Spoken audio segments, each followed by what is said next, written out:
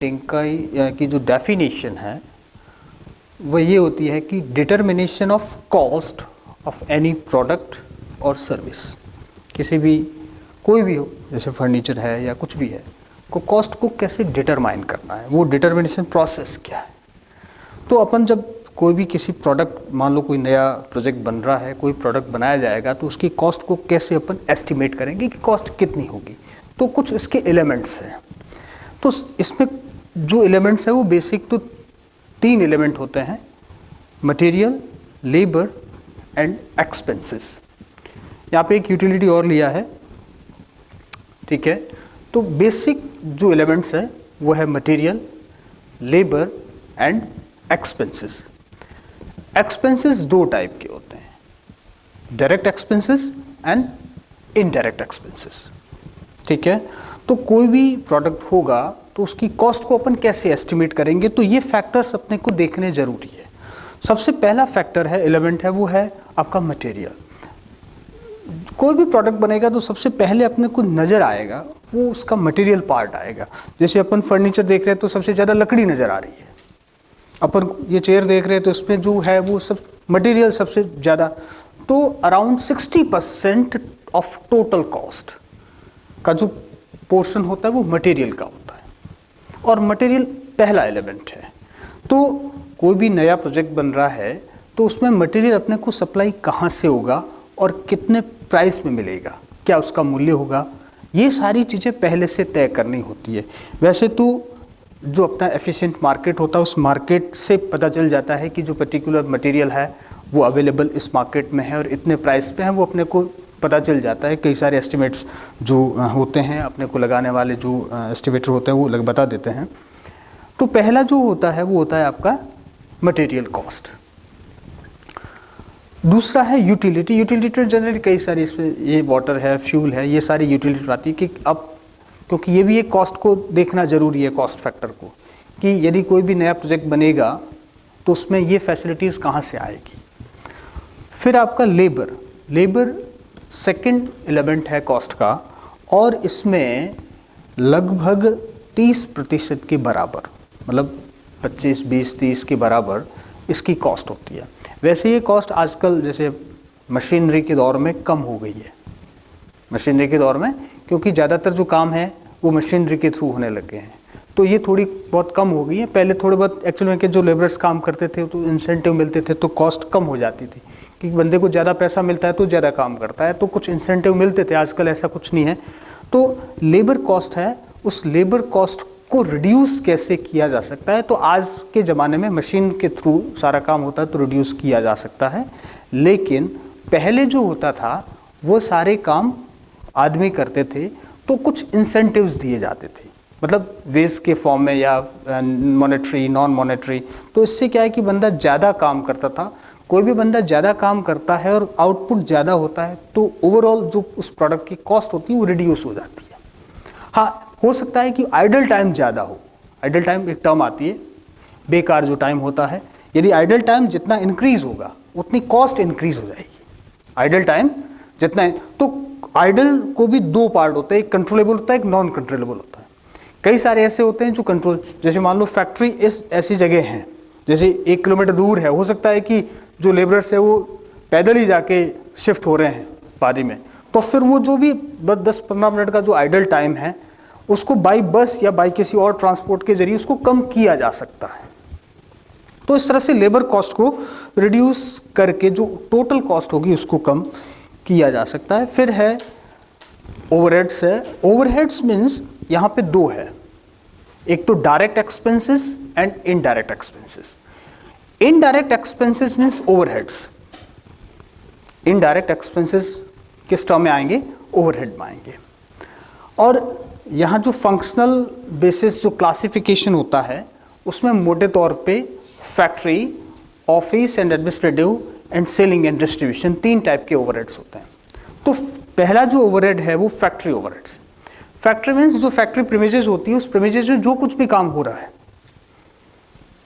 Labourers की veg के अलावा, वो सारा इसमें जाएगा। मशीनरी है, मशीनरी में जो भी डीजल, पेट्रोल या इलेक्ट्रिसिटी कंज्यूम हो रही है वो सारी इसमें आएगी, ठीक है। यदि आपने किसी बंदे को अपॉइंट कर रखा है उसके लिए कुछ निगरानी करने के लिए, तो उसकी जो सैलरी है, या वर्क्स मैनेजर है, या डेप्रिसिएशन ऑन मशीनरी है, कई सारे ऐसे चार्जेस जो फैक्ट्री से रिलेटेड है वो सारे इसमें आएंगे फैक्ट्री में। फिर दूसरा इसमें होता है ऑफिस एंड एडमिनिस्ट्रेटिव, इसमें नहीं दिया है ऑफिस एंड एडमिनिस्ट्रेटिव, कि जिसका प्रोडक्शन के साथ में कोई लिंक नहीं है। ऑफिस क्या करता है? ऑफिस सिर्फ जो सेल्स है उसको इंक्रीज करने के लिए, बढ़ाने के लिए ऑफिस मेंटेन किया जाता है। तो ऑफिस से रिलेटेड सारे एक्सपेंसेस वो ऑफिस एंड एडमिनिस्ट्रेटिव आएंगे। जैसे मान लो ऑफिस का रेंट है, ऑफिस में जो वर्कर काम कर रहे हैं उनकी सैलरी है, स्टेशनरी है, फर्नीचर काम आ रहा है उसका डेप्रिसिएशन है, इस तरह से कई सारे एक्सपेंसेस होते हैं वो ऑफिस एंड एडमिनिस्ट्रेटिव आएंगे। फिर होता है सेलिंग एंड डिस्ट्रीब्यूशन, ओवरहेड्स होते हैं वो जनरली सेल को प्रमोट करने के लिए होते हैं।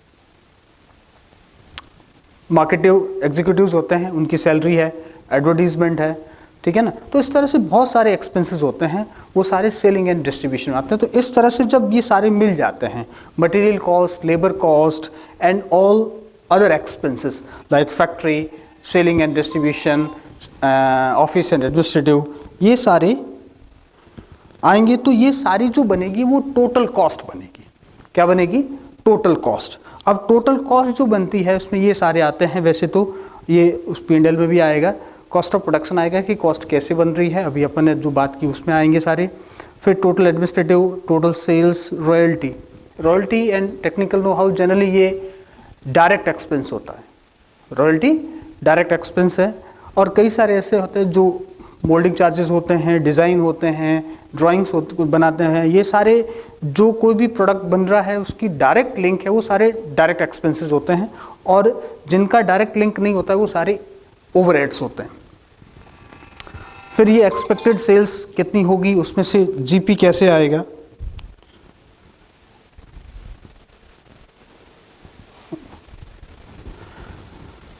जीपी बनता है gross profit mean sales minus cost of goods sold आता है।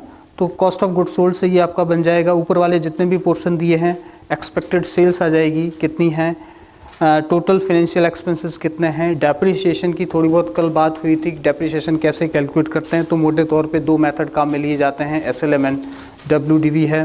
फिर आपका ऑपरेटिंग प्रॉफिट, ऑपरेटिंग प्रॉफिट में जो बिजनेस एक्टिविटीज़ है उसको चलाने के लिए उसके बाद में जो एक्सपेंसेस किए हैं, जो बनेगी सेल्स ऑपरेटिंग एक्टिविटीज़ के बाद में कितना प्रॉफिट आएगा। अदर इनकम है, प्रिलिमिनरी एक्सपेंसेस होते हैं, नाम सुना है। ये सारे एक्सपेंसेस जो कंपनी सेटअप होती है, फॉर्म होती है, तो फॉर्म के टाइम में होते हैं प्रिलिमिनरी एक्सपेंसेस, वो सारे एक्सपेंसेस हैं। फिर प्रॉफिट और लॉस बिफोर टैक्सेशन, क्योंकि प्रॉफिट के बाद में अपने को एक टैक्स बर्डन भी पे कर देना होता है, तो वो सारे इसमें आ जाएंगे। प्रोविजन फॉर टैक्स, जो प्रॉफिट बना है उसमें से कुछ पार्ट रिटेन भी किया जा सकता है, कुछ पार्ट डिस्ट्रीब्यूट भी किया जा सकता है, तो उसके लिए प्रोविज़न किया जाता है, ठीक है ना। प्रॉफिट आफ्टर टैक्स कितना होगा, और उसमें से कुछ और ये आपने पे किया है, डिविडेंड किसके ऊपर है, प्रेफरेंस के ऊपर है, इक्विटी के ऊपर है, ठीक है ना। और फिर ये रेंटल प्रॉफिट, और लास्ट में नेट कैश एक्रूअल्स में आपने कितनी रिटेन की है, ये सारी चीज़ें इसमें निकल के आती है। ये वही चीज़ें हैं सारी कॉस्ट अभी अपन ने बात की है। अब अपन आ जाते हैं पहले वाला पार्ट जो था एस्टिमेशन ऑफ सेल्स। अभी जो बात की, इससे किसी भी प्रोडक्ट की कॉस्ट कैसे बनेगी, ठीक है। एक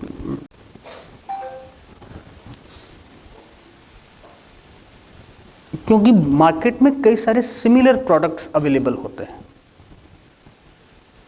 तो यदि कोई बंदा अपनी प्रोडक्ट की सेलिंग प्राइस अपने आप में मर्जी से रख दे, जैसे मान लो हिंदुस्तान यूनिलीवर है, कई तरह के सोप्स बनाती है नहाने के, ठीक है ना, लक्स हो, तो लक्स के सिमिलर और भी मार्केट में अवेलेबल है, पियर्स है या कुछ और भी है।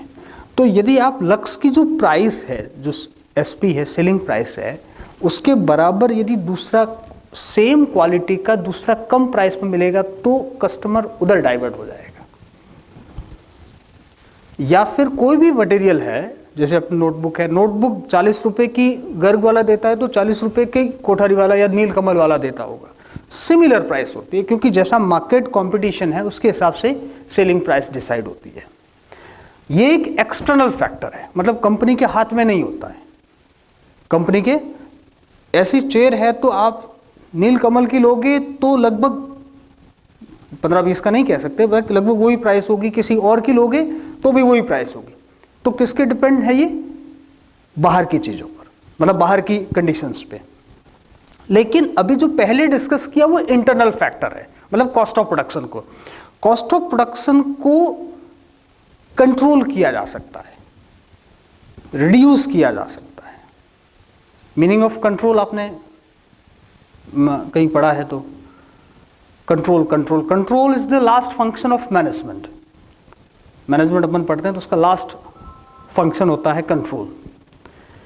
कंट्रोल का मीनिंग होता है कि कोई भी जो काम है, जो आपने एस्टिमेट किया है, जो प्रोजेक्ट किया है,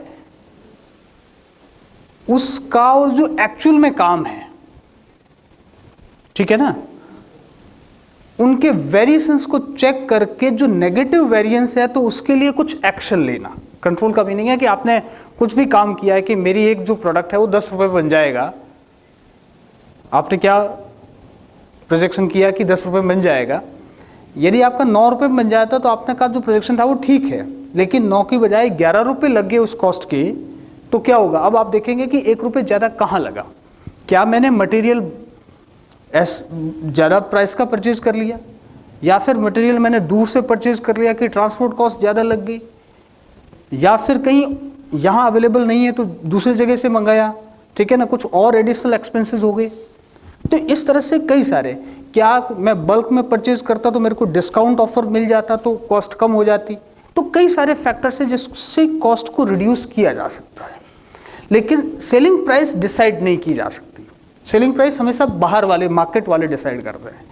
तो यहाँ पे जब अपन सेल्स को एस्टिमेट करेंगे, कोई भी नया प्रोजेक्ट बन रहा है तो कितनी सेल्स होगी, कितनी बनेगी, तो उसके लिए क्या क्या किया जा सकता है। तो सबसे पहले सेल्स रेवेन्यू को एस्टिमेट करेंगे कि मेरे पास में इतना रेवेन्यू सेल्स से आ सकता है। अब यहाँ पे अपन एकदम से हाई गोल अपने को सेट नहीं करना है, जैसे हम पहले साल ही कितना कर देंगे साहब, इतनी बड़ी सेल कर देंगे, नहीं करना है। क्या करना है? ग्रेजुअली अपने को बढ़ाना है टारगेट। जैसे इस साल 1 लाख का है तो अगले साल 1,10,000 या 50,000 जो भी है बढ़ाना है। नहीं तो क्या होगा, एकदम से हाई आपने टारगेट सेट कर दिया तो फिर वो अचीव नहीं होगा। तो क्या करना है? सेल्स रेवेन्यू का हमेशा जो टारगेट है वो छोटा रख के ग्रेजुअली उसको इंक्रीज करना है। फिर क्या है कि year wise lower to higher जाना है। फिर इसमें एक्चुअली क्या होता है कि जो बचा हुआ जो माल है, फिनिश गुड्स है, उसके एडजस्टमेंट को नहीं देखना है आप, क्योंकि फिनिश गुड्स है वो प्रॉफिट को डायरेक्ट अफेक्ट करता है, प्रॉफिट को डायरेक्ट अफेक्ट करता है, इसलिए उसका एडजस्टमेंट नहीं करना है। आपके पास जितना भी पीछे बचा हुआ माल है जो फिनिश गुड्स है, उसको क्या करना है? एडजस्टमेंट नहीं करना है, ताकि जो नेक्स्ट ईयर का जो सेल्स रेवेन्यू होगा उसके अकॉर्डिंग आपको चेंज करना है। नहीं तो आपने क्या किया, फिनिश गुड्स के स्टॉक को प्लस कर दिया तो वो एक्चुअली बनेगा क्या? सेल्स रेवेन्यू बनेगा। वो एक्चुअली हमारे अकाउंटिंग क्या है कि उसको क्रेडिट साइड दिखाते हैं और सेल्स के साथ में स्टॉक को दिखाते हैं। किसके साथ में? सेल्स के साथ में, कि वो अल्टीमेटली कन्वर्ट किस में होगा? सेल्स में होगा। और यदि आप रेवेन्यू को प्रोजेक्ट कर रहे हैं तो उस एडजस्टमेंट को नहीं देखना है, उसको क्या करना है? हटाना है। और decide present selling price. Actual में क्या है कि वैसे सेलिंग प्राइस एक्सटर्नल फैक्टर है, लेकिन फिर भी अपन यहाँ पे सेलिंग प्राइस में और कॉस्ट ऑफ प्रोडक्ट में अपन बहुत बड़ा गैप रख सकते हैं। किसमें? सेलिंग प्राइस में एंड कॉस्ट ऑफ प्रोडक्ट में गैप कैसे रख सकते हैं कि सेलिंग प्राइस मान लो आपने 10 रुपये डिसाइड कर दी, कॉस्ट 9 रुपये आ रही है, तो कॉस्ट को through scientific techniques and methods के जरिए 8 रुपये की जा सकती है, 9 से 8 रुपये। जब ये कॉस्ट रिड्यूस होगी तो ऑटोमेटिक प्रॉफिट मार्जिन इंक्रीज होगा। क्या होगा? प्रॉफिट मार्जिन इंक्रीज होगा। तो कितनी होनी चाहिए वैसे ये मार्केट पे डिपेंड करता है, लेकिन फिर भी यदि कोई न्यू प्रोडक्ट है जिसमें एक्चुअली क्या है कि मार्केट में पॉलिसी चलती है, एक पहले यदि कोई ऐसा उसके कोई भी सिमिलर प्रोडक्ट्स अवेलेबल नहीं है, तो क्या होगा, वो नया प्रोडक्ट है तो उसका क्रीम उतारा, इसको अपन क्रीमी लेयर, वो क्रीम उतारा जा सकता है कि शुरुआत में ज़्यादा प्राइस रख के ज़्यादा पैसा लिया जा सकता है। जैसे अपनी टेलीकॉम कंपनीज आई थी तो रेट्स बहुत ज़्यादा थी, इसका भी रीज़न था कि उनकी जो इंफ्रास्ट्रक्चर जो उन्होंने डेवलप किया था उसकी कॉस्ट बहुत ज़्यादा थी, तो उसको जितना जल्दी रिकवर करने के लिए वो कॉस्ट पहले ज़्यादा, उसकी प्राइस ज़्यादा रखी थी। तो यदि कोई नया प्रोडक्ट है, उसके सिमिलर प्रोडक्ट्स अवेलेबल नहीं है, तो आप प्राइस ज़्यादा रख सकते हैं, नहीं तो कम रखना है, ताकि इजीली वो आपका प्रोडक्ट है वो मार्केट में बिक जाए।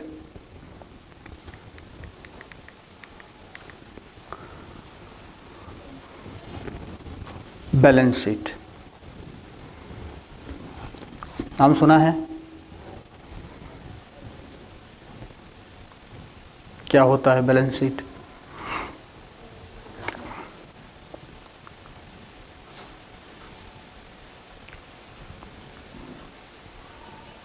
एक्सपेंडिचर और क्रेडिट्स होते हैं, उसका बैलेंस पर डे या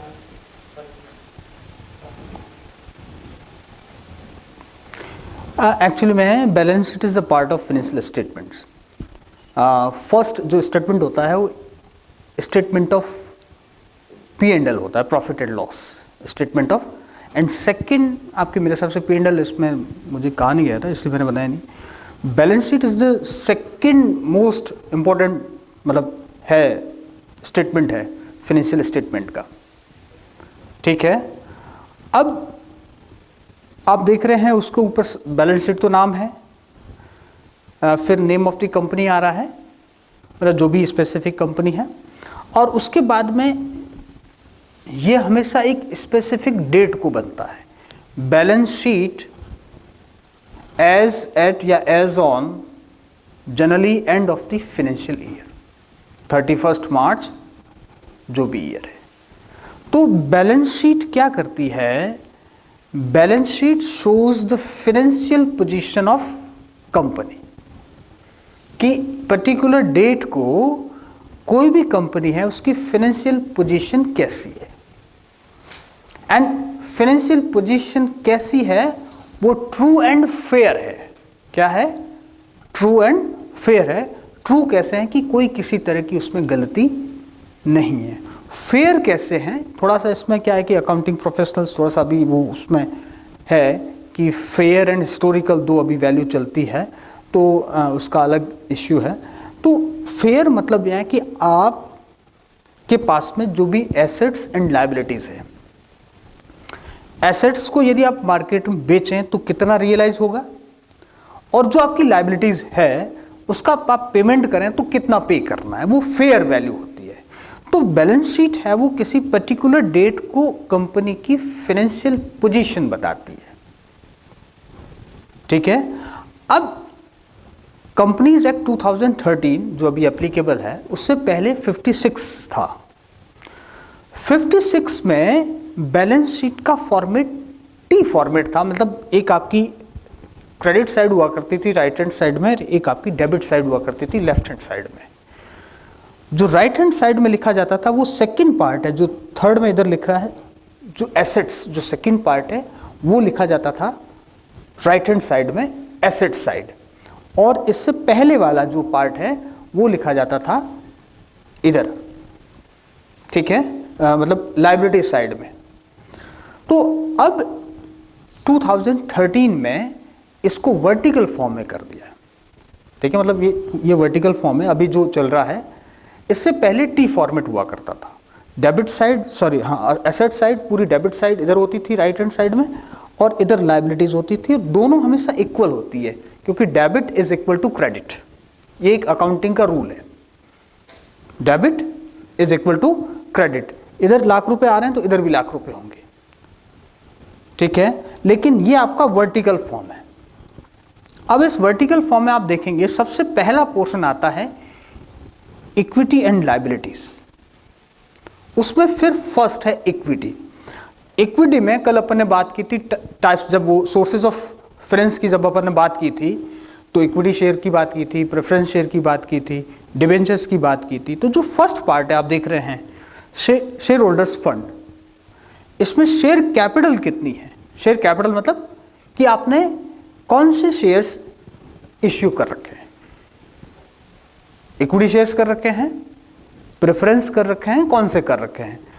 इसमें आगे अपन बात करेंगे कि शेयर होल्डर फंड में जो भी टाइप है, इक्विटी है या प्रेफरेंस है, उसमें फिर काम में जाती है एक ऑथोराइज्ड कैपिटल, एक होती है पेड अप कैपिटल और एक होती है सब्सक्राइब्ड कैपिटल। 3 टाइप की कैपिटल होती है। Authorised capital means maximum capital. जैसे मान लो जब कंपनी फॉर्म होती है तो डिसाइड की जाती है कि कंपनी की 10 करोड़ होगी कैपिटल, तो 10 करोड़ एक ऑथोराइज्ड कैपिटल है।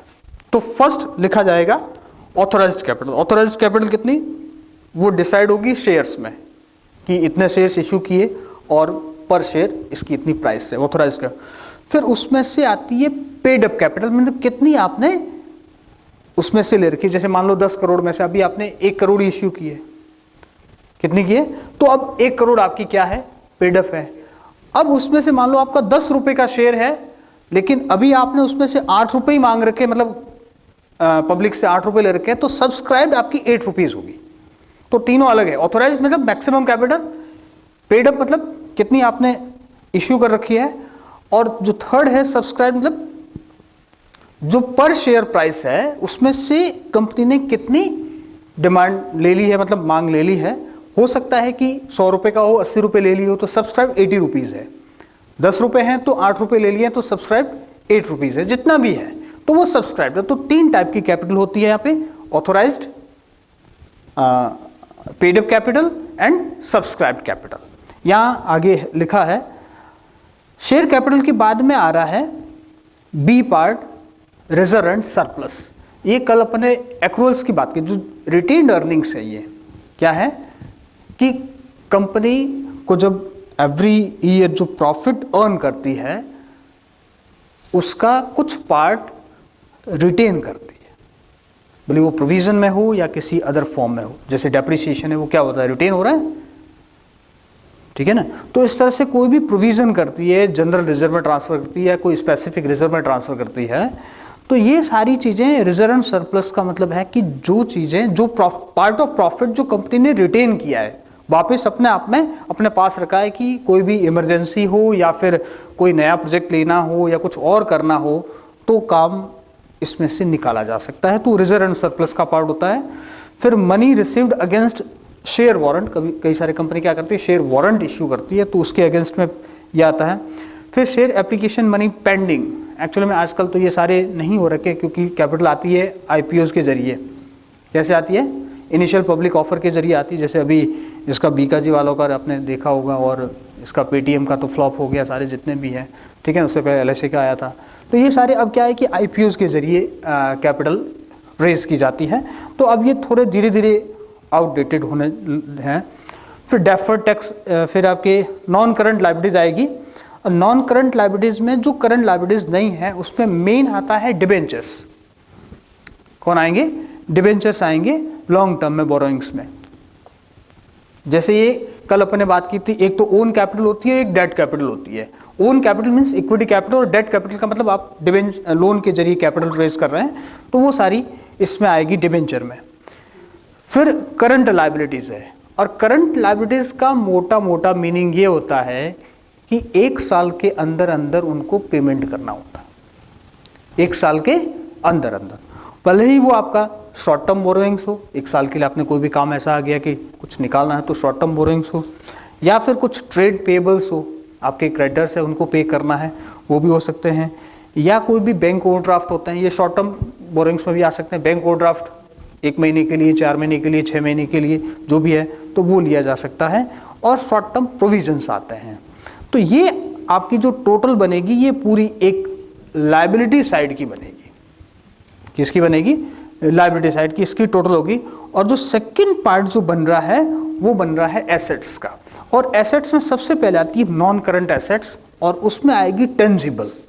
अब टेंजिबल आपको पता ही है कि कई जो मशीनरी है, लैंड है, बिल्डिंग है, फर्नीचर है, जो भी है, ये सारी टेंजिबल एसेट्स आएगी, ठीक है। फिर आएगी इंटेंजिबल, इंटेंजिबल भी कई सारी है, गुडविल, कॉपीराइट, पेटेंट, ट्रेडमार्क, ठीक है ना, रेसिपीज, फॉर्मूला, सॉफ्टवेयर्स, ये सारे इसमें आ जाएंगे, किसमें, इंटेंजिबल एसेट्स में। उसके बाद में इन्वेस्ट, ये पूरी नीचे नहीं आ सकता,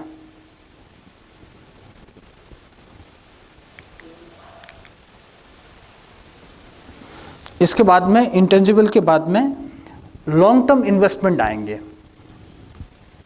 लॉन्ग टर्म इन्वेस्टमेंट आएंगे जो लंबे टाइम के लिए, ठीक है ना, आपने कहीं इन्वेस्ट किया है।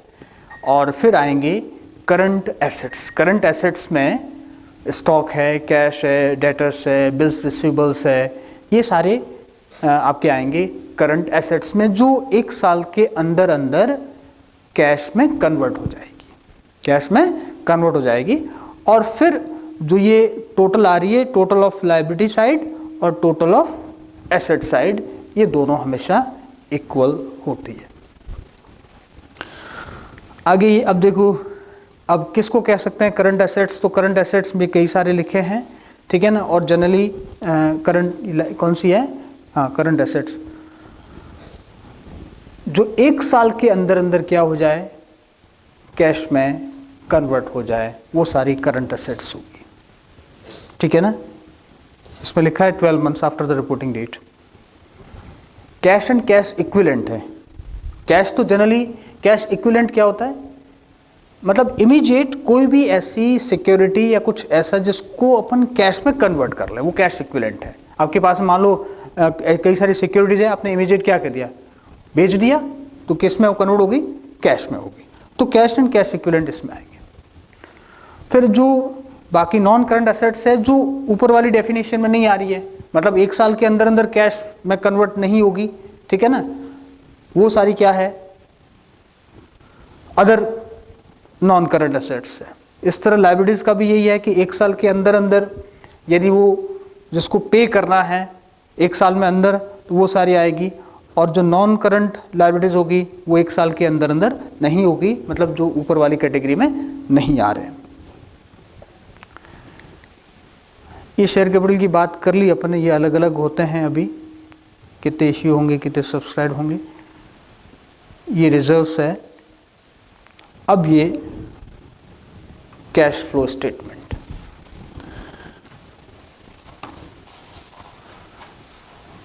ये भी फाइनेंशियल स्टेटमेंट का इंपॉर्टेंट पार्ट है। मोटे तौर पे कोई भी कंपनी 3 टाइप के स्टेटमेंट बनाती है, income statement, balance sheet and cash flow statement. बाकी और भी नोट्स टू अकाउंट्स होते हैं जो अलग अलग होते हैं, बाकी मेन आपके 3 होते हैं। पहला इनकम स्टेटमेंट, जिसको अपन स्टेटमेंट ऑफ P&L बोलते हैं। सेकंड बैलेंस शीट, एंड जो थर्ड जो स्टेटमेंट होता है वो होता है अपना cash flow statement. Cash flow statement generally कुछ नहीं है, ये किसी भी कंपनी, वैसे जो छोटे टाइप के होते हैं उनके लिए मैंडेटरी नहीं है, जो बड़े बड़े बिग कॉरपोरेट्स हैं उनके लिए ये ज़रूरी है। और ये बताता क्या है कि एक पर्टिकुलर टाइम पीरियड में कितना कैश इनफ्लो हुआ, कितना कैश आउटफ्लो हुआ, अभी आपके पास में बैलेंस कितना है, ये सिर्फ इतना सा मीनिंग। एक टाइम पीरियड में कितना कैश इनफ्लो हुआ और कितना कैश आउटफ्लो हुआ, और अभी आपके पास में बैलेंस कितना है, ये स्टेटमेंट ये बनाता। इसके लिए एएस बना हुआ है, ठीक है, वो है इंड AS 7। इंड AS 7 है कैश फ्लो स्टेटमेंट का। एक्चुअली में क्या है कि कोई भी अकाउंटिंग की जाती है तो उसके प्रॉपर रूल्स बनते हैं, प्रॉपर रूल्स बनते हैं। अब ये रूल्स कौन फ्रेम करता है, अपने यहाँ पे एक ICAI, Indian chartered accountants of India, आपने नाम सुना होगा, वो जनरली रूल फ्रेम करती है कि कोई भी पुरानी अकाउंटिंग ट्रांजैक्शन का ट्रीटमेंट है या कोई नई प्रॉब्लम अराइज हुई है या आज के ज़माने का कोई अकाउंटिंग ट्रीटमेंट नया आ गया है तो क्या होगा, क्या नहीं होगा, क्या टर्म्स एंड कंडीशंस होगी, वो सारी फ्रेम करती है ICAI। तो ICAI क्या करती है कि इंडियन अकाउंटिंग स्टैंडर्ड्स बनाए हैं कि कोई भी कंपनी है अपनी अकाउंटिंग कैसे करेगी, तो कैश फ्लो की अकाउंटिंग कैसे होगी, उसके लिए एक इंड AS है, जो है इंड AS 7 और उसका जो टाइटल है वो कैश फ्लो स्टेटमेंट ही है। और जो इंडियन अकाउंटिंग स्टैंडर्ड जिसको शॉर्ट में इंड AS बोलते हैं, पहले AS बोलते थे अकाउंटिंग स्टैंडर्ड्स, अब नाम हो गया है इंड AS। और जो इंटरनेशनल लेवल के स्टैंडर्ड्स है वो international accounting standards and IFRS है, international financial reporting standards, international level के। और आजकल क्या है कि जो इन्वेस्टर्स है उन्होंने किसी भी कंट्री में उनकी ज्योग्राफिकल बाउंड्री में बांधना ज़रूरी नहीं है। इन्वेस्टर को किसी भी कंट्री की ज्योग्राफिकल बाउंड्री में बांधना ज़रूरी नहीं है क्योंकि आज के इन्वेस्टर्स ज्योग्राफिकल बाउंड्री को क्रॉस कर चुके हैं, क्योंकि एक वर्चुअल वर्ल्ड आ गया है तो उसमें वो कहीं पे भी जाके इन्वेस्ट कर सकता है। अपन देखते हैं कि ये जो USA का जो सेंसेक्स है इतना गिर गया, इतना बढ़ गया, UK का इतना बढ़ गया, इतना गिर गया, तो कई सारे यहाँ के इन्वेस्टर होंगे जो उसमें इंटरेस्ट रखते होंगे, तो उनकी जो चलती होगी ट्रेडिंग एक्टिविटीज़, है ना। तो जब आप ये प्रश्न आया कि अपन इंडिया के इन्वेस्टर को ही क्यों अट्रैक्ट करना चाहते हैं कि इंटरनेशनल इन्वेस्टमेंट को क्यों नहीं लेना चाहते हैं, तो बात आई कि जब अकाउंटिंग हार्मोनाइज नहीं होगी, अकाउंटिंग ट्रीटमेंट बाहर वालों को अपना अकाउंटिंग ट्रीटमेंट समझ में नहीं आएगा और बाहर वाला अकाउंटिंग ट्रीटमेंट अपने को समझ में नहीं आएगा, तब तक कुछ नहीं कर सकते। तो अकाउंटिंग को क्या करना है, हार्मोनाइज करना है। अकाउंटिंग ट्रीटमेंट एक जैसा होना चाहिए जिससे क्या हो कि इजीली वो डिसीजन ले सके कि एक्स कंपनी में करना चाहिए या नहीं करना चाहिए। तो यहाँ पे उस लेवल पे अभी इंड AS एप्लीकेबल है अपने यहाँ पे, और इंड AS नंबर 7 है ये, ठीक है। ये छोटे छोटे के लिए कंपल्सरी नहीं है, जो बड़े बड़े जो कंपनियां हैं उनके लिए जरूरी है। सर ये कंपनी एक्ट में जो रजिस्टर्ड है उनके लिए कंपल्सरी है? एक्ट में रजिस्ट्रेशन होना अलग चीज है। कंपनी फॉर्म होती है तो कंपनी फॉर्म का एक तरीका होता है। ROC जिसको अपन रजिस्ट्रार ऑफ कंपनी बोलते हैं, वो कंपनी को क्या करता है, सर्टिफिकेट देता है, रजिस्ट्रेशन सर्टिफिकेट देता है, और सर्टिफिकेट के बाद में वो अपनी बिजनेस एक्टिविटीज़ शुरू करती है।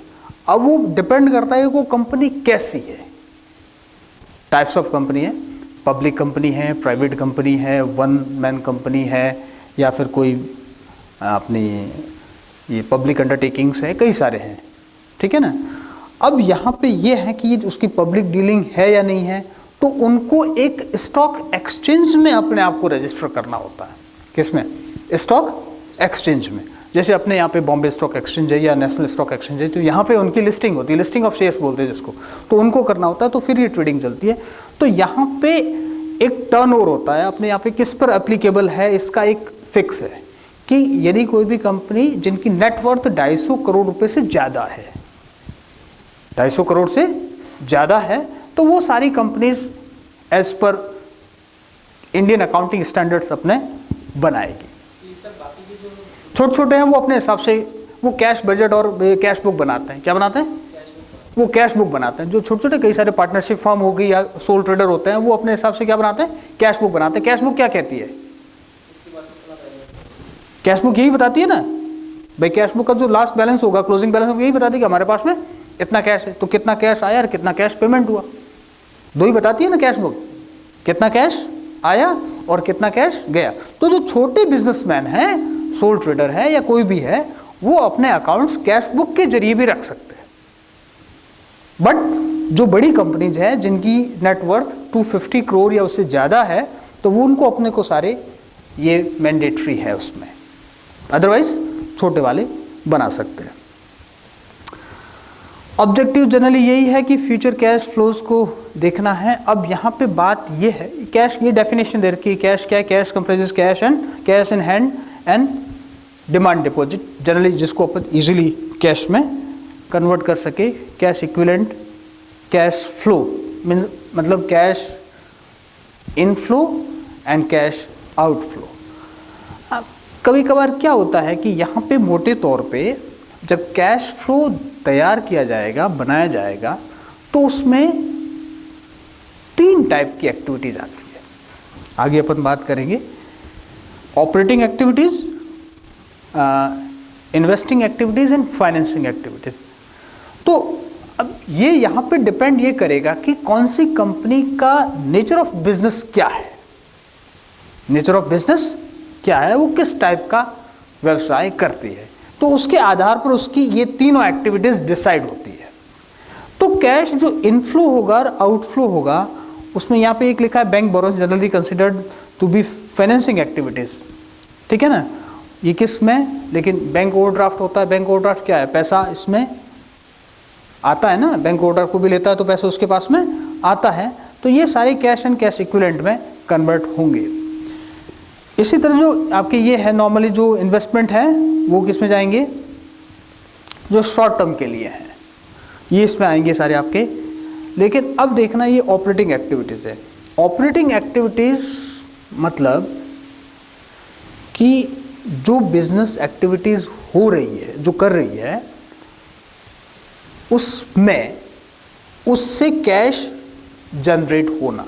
जैसे कोई कंपनी फर्नीचर बेच रही है तो किससे आएगा कैश, फर्नीचर के बेचने से। कई सारी कंपनीज क्या करती है, सिक्योरिटीज बेचती है, बॉन्ड्स बेचती है, तो उनका कैश किससे आएगा, उनकी ऑपरेटिंग एक्टिविटीज क्या होगी, वो बॉन्ड्स को बेचना या सिक्योरिटीज को बेचना। तो ये सारी वो है ऑपरेटिंग एक्टिविटीज। वैसे इसमें सिंपल सा ऊपर लिखा है, दोनों एक ही है, पहला और दूसरा, कि operating activities of business are such activities that are required for carrying out primary operations. जो भी कुछ उसकी बेसिक एक्टिविटीज है उसके थ्रू जो भी आएगा। अब देखो कैश रिसीट फ्रॉम रॉयल्टी है, रेंडरिंग सर्विसेज है, सेल ऑफ गुड्स है, फीस है, कमीशन है एंड अदर रेवेन्यू है। जो बिजनेस चल रहा है उसके जरिए जितना भी कैश इनफ्लो होगा या फिर उसमें आउटफ्लो होगा, वो आपके आउटफ्लो मतलब आपने मटेरियल परचेज किया, मटेरियल परचेज किया तो क्या कैश आउटफ्लो हो रहा है। परचेज किस लिए किया, बिजनेस को चलाने के लिए किया, तो ये सारे इसमें आएंगे। दूसरी जो एक्टिविटी है वो इन्वेस्टिंग एक्टिविटी है। इन्वेस्टिंग एक्टिविटी में जनरली जो आपकी purchasing of long term assets जो आएगी, लॉन्ग टर्म एसेट्स, आपने कुछ भी मशीनरी परचेज की या कुछ भी लॉन्ग टर्म एसेट परचेज की या बेची, परचेज करने से कैश आउटफ्लो होगा और बेचने से कैश इनफ्लो होगा। तो जो आपके लॉन्ग टर्म एसेट्स को बेचने से जो भी कुछ मिलेगा वो सारी इन्वेस्टिंग में होगा। ये कुछ लिखा है वैसे। और फिर फाइनेंसिंग एक्टिविटीज़ है। फाइनेंसिंग एक्टिविटीज़ में जनरली जो अपन ने बैलेंस शीट का जो फर्स्ट पार्ट देखा था, फर्स्ट पार्ट कौन सा, कैपिटल वाला, ठीक है ना, तो कैपिटल इश्यू कर रही है या फिर रिडीम कर रही है। इश्यू करने से क्या होगी, कैपिटल इनफ्लो होगा, कैपिटल इनफ्लो होगा, वो किसी फॉर्म में करे, ठीक है ना, या फिर कई सारे ऐसे प्रेफरेंस शेयर्स होते हैं जिनको क्या करती है, रिडीम करती है, मतलब उनको पूरा कर देते हो तो कैश पेमेंट होता है उनको, ठीक है ना। तो यहाँ पे जो आपकी फर्स्ट जो पार्ट था बैलेंस शीट का, उस बैलेंस शीट में जो भी इश्यू ऑफ शेयर्स है, ठीक है ना, या फिर कई सारे ऐसे शेयर्स, बाईबैक ऑफ शेयर्स होता है, मतलब कंपनी क्या करती है अपने शेयर्स खुद परचेज कर लेती है एज ए इन्वेस्टमेंट के जरिए। तो इस तरह से जो भी कुछ एक्टिविटीज़ हो रही है जो उस फर्स्ट पार्ट में आ रही है वो सारी किस में आएगी, इस फाइनेंसिंग में आएगी। तो मोटे तौर पे जो कैश फ्लो स्टेटमेंट बनेगा वो 3 टाइप की बिजनेस एक्टिविटीज से बनेगा, ऑपरेटिंग, इन्वेस्टिंग एंड फाइनेंसिंग। अब कैसे बनते हैं इसका एक पूरा अलग तरीका है, वो अपन यहाँ पे डिस्कस नहीं करेंगे। नेक्स्ट वाला इस कौन सा है, एनालिसिस।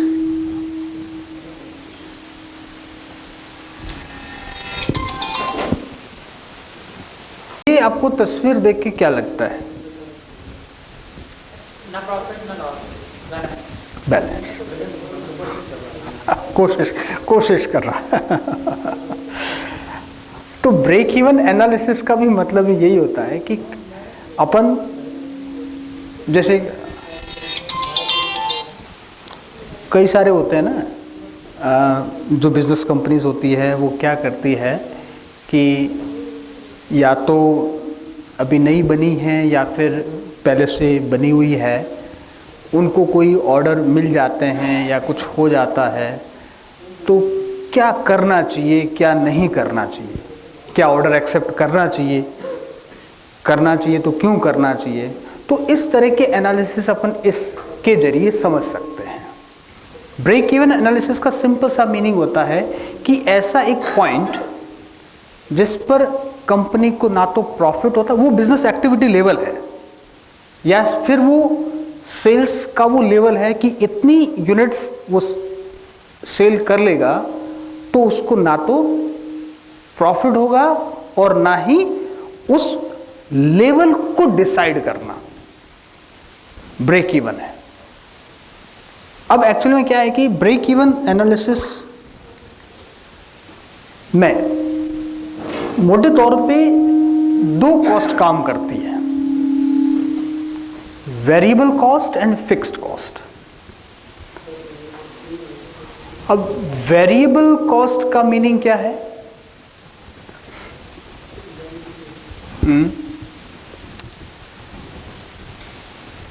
वेरिएबल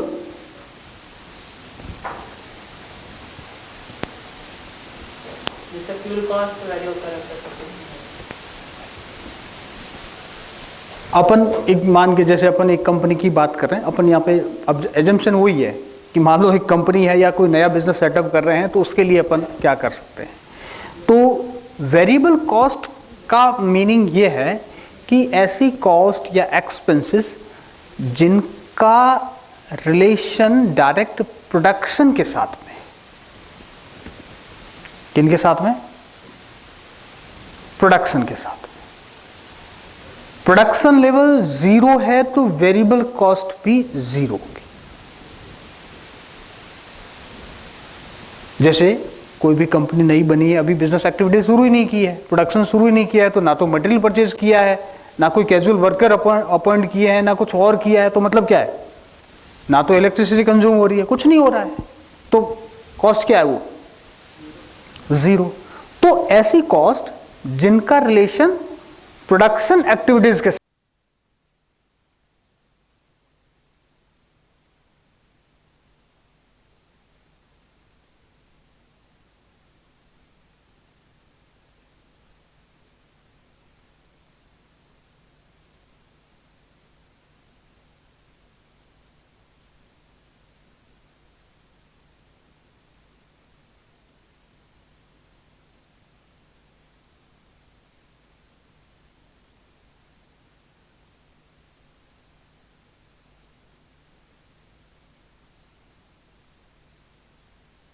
ये तो वेरिएबल कॉस्ट माइनस हो जाती है। क्या हो जाती है? वेरिएबल कॉस्ट लेस कर देते हैं, तो जो बाकी वाला जो बचता है, जिसको अपन बोलते हैं कंट्रीब्यूशन, एक कॉमर्स में टर्म नाम लिया जाता है किसका? Contribution. Sales minus sales revenue minus variable cost. और जो कंट्रीब्यूशन बनेगा वह होगा fixed cost plus profit, fixed cost plus profit.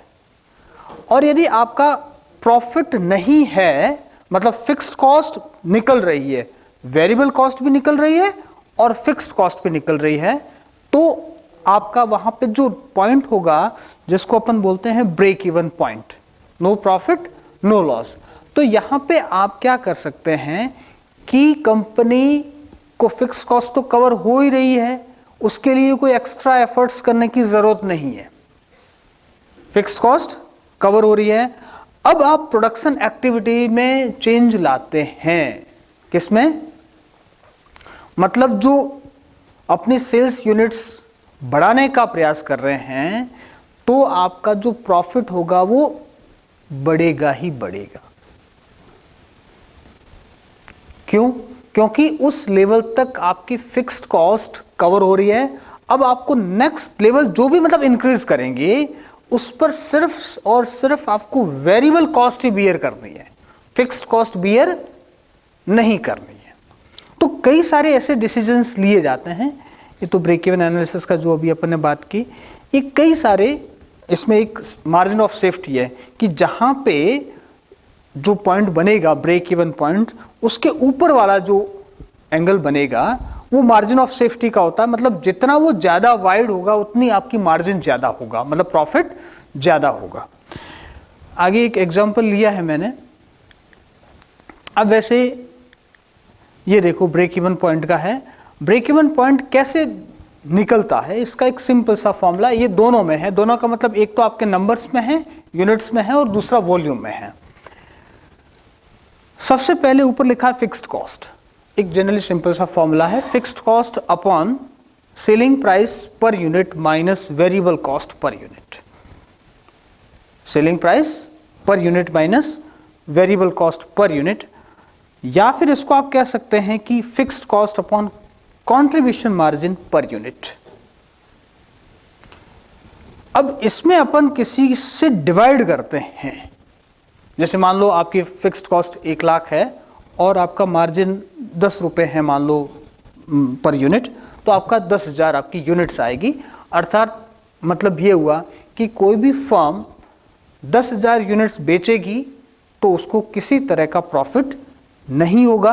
अब वो 10,000 से ज़्यादा जितने भी बेचेगी उसका सारा का सारा प्रॉफिट है, क्योंकि इस लेवल पर आपकी जो फिक्स्ड कॉस्ट है वो कंप्लीट रियलाइज हो गई है, वसूल हो गई है, और बाकी जो बचेगा उसमें सिर्फ और सिर्फ वेरिएबल कॉस्ट लगेगी, दूसरी कॉस्ट नहीं लगेगी। अब देखो ये वेरिएबल कॉस्ट में क्या करते हैं कि कई सारे नए बिजनेस सेटअप होते हैं तो उनके लिए भी इम्पोर्टेंट है, या फिर क्या करते हैं कि बिजनेस मॉडल को रिप्लेस करना है, प्रोडक्ट लाइन चेंज करनी है, तो ऐसे में भी ये आपका हेल्पफुल हो सकता है। या फिर कोई नया प्रोडक्ट लॉन्च करना है तो उसमें भी इस बेसिस कई सारे डिसीजंस लिए जाते हैं, जिसको अपन जैसे आगे कई बात हो तो पढ़ना। जैसे कोई ऐसा प्रोडक्ट है जिसमें कंपनी चाह रही है कि वो बने या बाहर से परचेज करे, एक जिसको अपन बोलते हैं मेक और बाय डिसीजन। मेक और बाय डिसीजन मतलब कंपनी को क्या बनाना चाहिए या बाहर से परचेज करना चाहिए। अब वो क्या करेगी, ये एनालिसिस करेगी, ब्रेक इवन एनालिसिस करेगी, तो देखेगी कि जो भी लेवल आ रहा है क्या उस लेवल पर सारी फिक्स्ड कॉस्ट कवर हो रही है।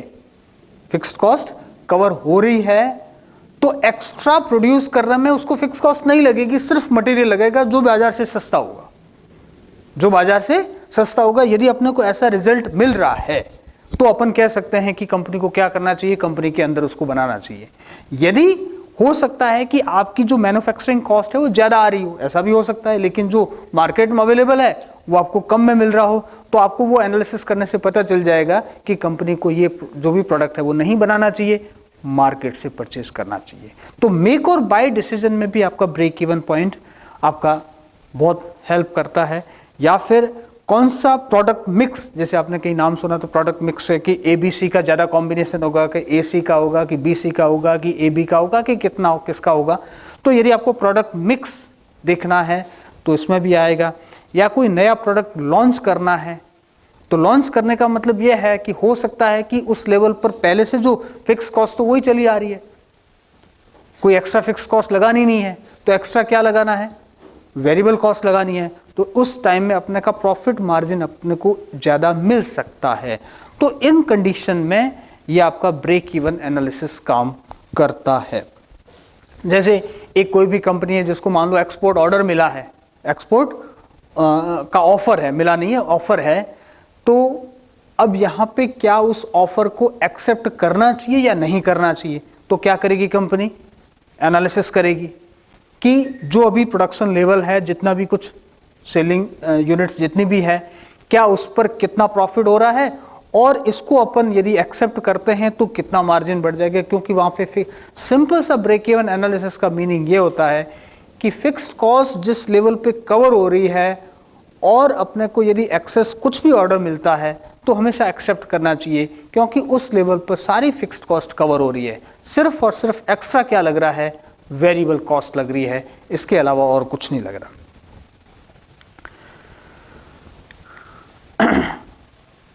ये फिक्स्ड कॉस्ट का है वैसे।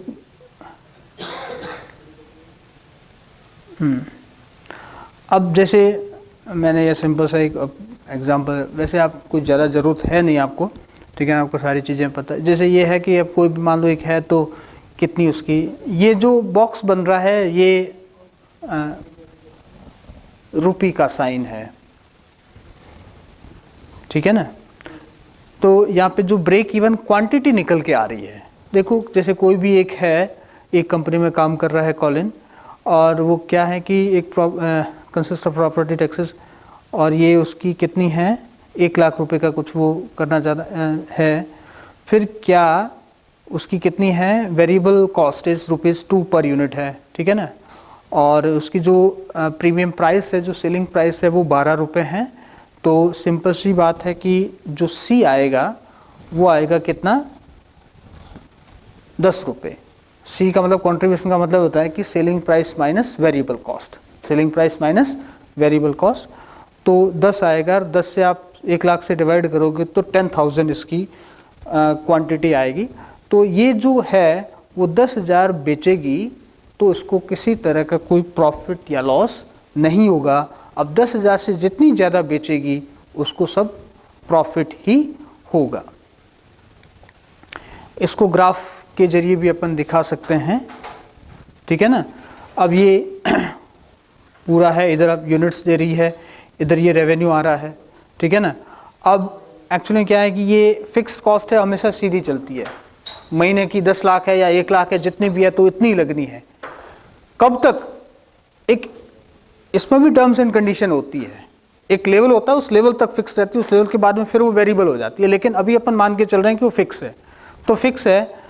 और जो आपका रेवेन्यू है वो बढ़ता जा रहा है, जहाँ पे ये कट रहा है वहाँ पे ये आपका ब्रेक इवन पॉइंट बन रहा है, ठीक है ना। इसमें जो यूनिट्स, जो रेवेन्यू आ रहा है वो 1,20,000 का आ रहा है, ठीक है ना। और वहाँ पे ये पॉइंट्स बन रहा है। इसको अपन 12 से डिवाइड करेंगे तो 10,000 यूनिट्स आएगा, क्योंकि सेलिंग प्राइस कितनी है, ₹12 है। 12 से करोगे तो 10,000 यूनिट्स आएगा, जो अभी ऊपर अपन ने देखा था। तो इसको अपन ग्राफ पेपर के जरिए भी दिखा सकते हैं।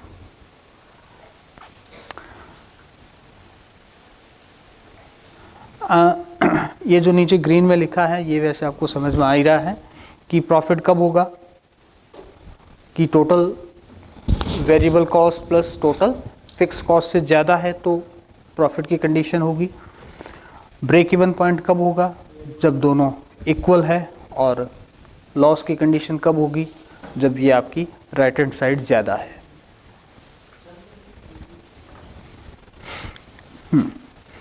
अब ये कहाँ का काम आ सकते हैं, स्मार्ट प्राइसिंग के लिए काम आ सकता है, फॉर बेटर डिसीजन मेकिंग के लिए आ सकता है।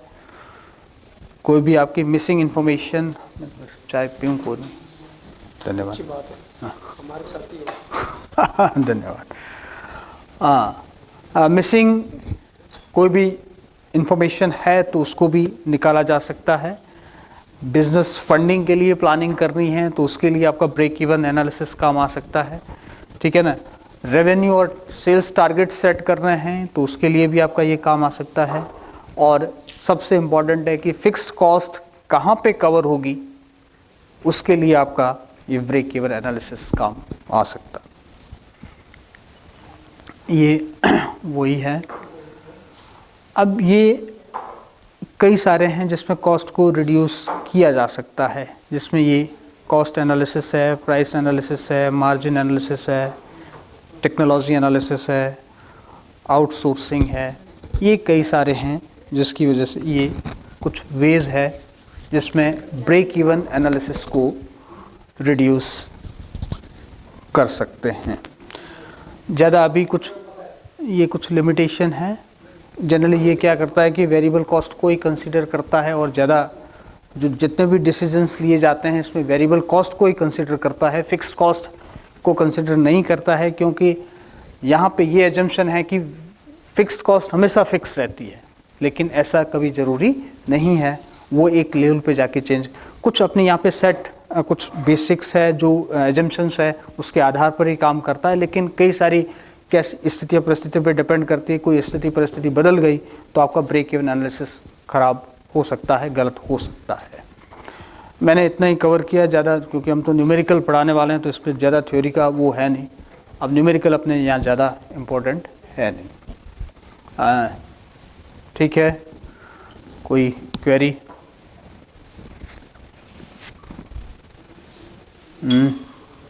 सर बच्चा मान लो छोटा मोटा एंटरप्रेन्योरशिप का काम करता है तो उसके लिए बैलेंस शीट बनाना जरूरी है?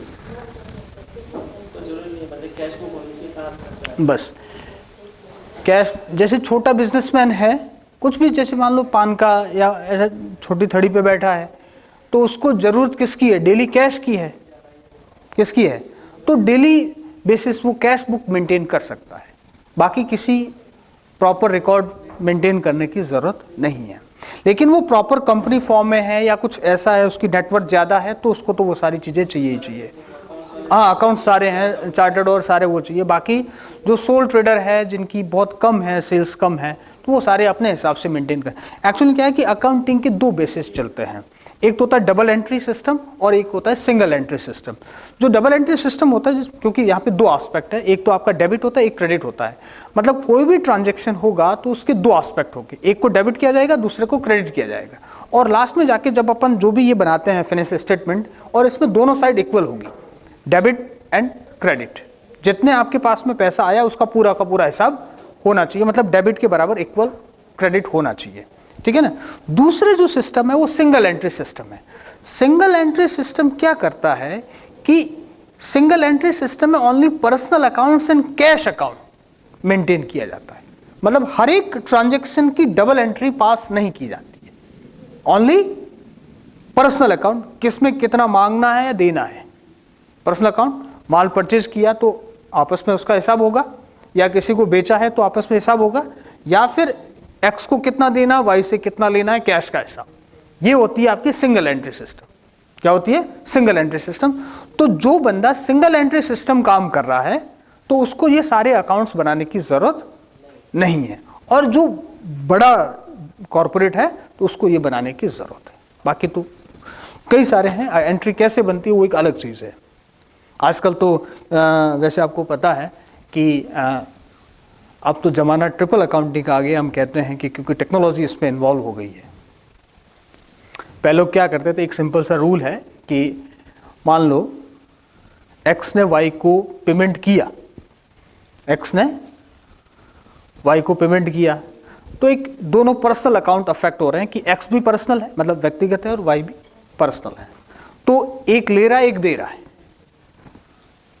तो एक डेबिट होगा, दूसरा क्रेडिट होगा। लेकिन अब कह रहा है कि बीच में तो थोड़ा बैंक आ रहा था, जो चेक के जरिए होता था, तो कैश बुक में अपन कॉन्ट्रा एंट्री पास करते थे। अब क्या है कि कई सारे, जैसे आप लोगों ने वो बना लिए हैं पेमेंट गेटवे, एक्स ने वाई को ट्रांसफर किया किसी पेमेंट गेटवे के जरिए, वो भी एक बड़ी कंपनी है, भले आपका फोन पे हो या फिर कोई और कंपनी हो, पेटीएम हो, जो भी है। तो अब प्रश्न ये है कि एक्स वाई को दे रहा है 100 रुपये मान लो, तो एक्स के खाते से 100 रुपये जा रहे हैं और वाई के खाते में 100 रुपये आ रहे हैं, लेकिन प्लेटफॉर्म कौन सा है? फोन पे है। वो क्या करेगा, उसका क्या रोल है, तो उसकी क्या एंट्री पास होगी? क्या होगा भाई? एक्स करेगा, एक्स ने किसको दिया? वाई को दिया, तो वाई रिसीव कर रहा है, ठीक है, और एक्स पे कर रहा है, तो दोनों का तो ठीक है। लेकिन अब वो किसके जरिए जा रहा है? फोन पे या किसी और के जरिए, तो अब वो उसकी एंट्री क्या पास करेगा? तो इसलिए एक थर्ड एस्पेक्ट और आ गया है, कौन सा?